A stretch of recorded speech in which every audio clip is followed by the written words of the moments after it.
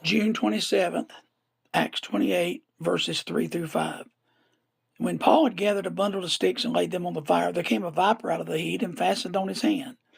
And when the barbarians saw the venomous bead hang on his hand, they said among themselves, "No doubt this man is a murderer, whom though he has escaped the sea, yet vengeance suffereth not to live."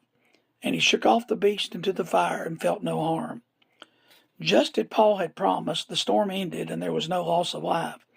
All of the men on board had escaped to see the island of Melita. This was an island of barbarous people who were not very friendly to their stranded guests. It was still raining and it was very cold, so Paul had gathered a bundle of sticks to place on the fire. And as he was about to put the sticks on the fire, a viper came out of the fire and fastened to his hand. Immediately all those present assumed that Paul must be a murderer and that he was receiving his just reward. Though he had survived the storm, now he would suffer at the hand of a servant. As they all looked on, Paul shook off the viper. They watched and waited to see Paul fall over in pain, or even worse, begin to go in convulsions, and shortly thereafter die. But as they watched, nothing happened. No pain, no swelling, no sickness. Paul had survived the snake bite. Now these onlookers changed their mind and said surely he was a god.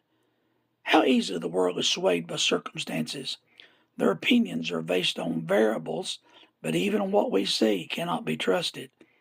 Paul was God's man, and he had not been believed since the beginning of the voyage.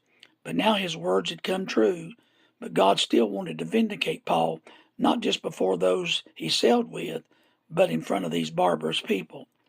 We should learn to use our circumstances of life to be a witness for God. We don't have to appear to be weak or intimidated, but we can prove God to a lost world and present him as a faithful, loving God that he is. God is faithful and will not let your experience be more than you're able to bear.